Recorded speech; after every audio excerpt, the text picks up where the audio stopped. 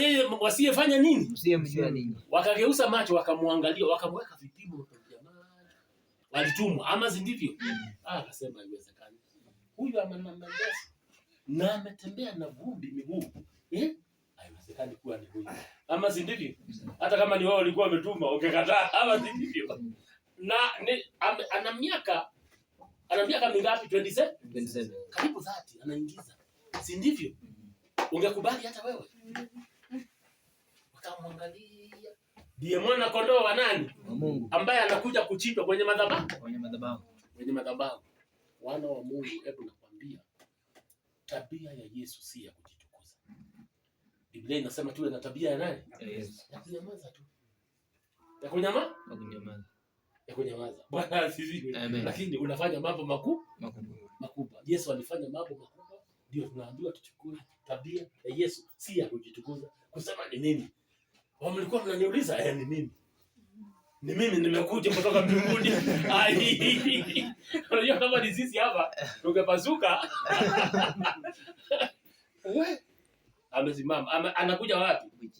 Yesu alikuwa amekuja wapi? Kwa madhabahu aende achinjwe. Hapa ndipo tunaanza. Unaona hapa? Hapa ndio tunataka unaona hapo? Kondoo zote zilipelekwa wapi? Hapa. Na hapa ndipo zote tunatakiwa tu. Wana wa Mungu hamjambo? Hatujambo. Hapa ndio tunatakiwa tumaliziwe.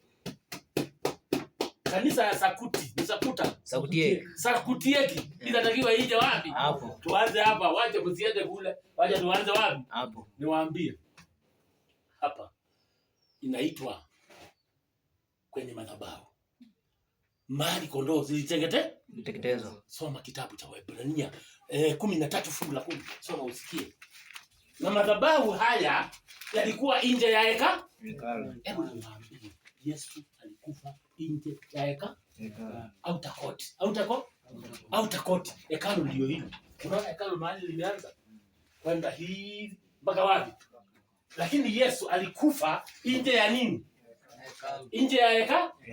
Msalaba uko wapi? Hapo. Uko nje ya hekalu. Na ubatizo uko wapi? Uko nje ya nini? Kwa hivyo unaweza kubatizwa na unaweza kuamini Kristo awe Mwokozi na ujaingia kwenye huu mlango. Mmeanza kunielewa sasa? Unaweza kuwa umebatizwa na maji mengi, si kama Katoliki. Maana Katoliki wanaweka maji kwa kichwa. Si ndivyo? Unaweza kuwa umebatizwa na maji mengi na unaweza kuwa na muimbia Yesu vizuri sana, chezea Yesu, chezea ama si ndivyo? Mnashinda kumkipiga ngoma mkichezea Yesu. Ukiwa hapa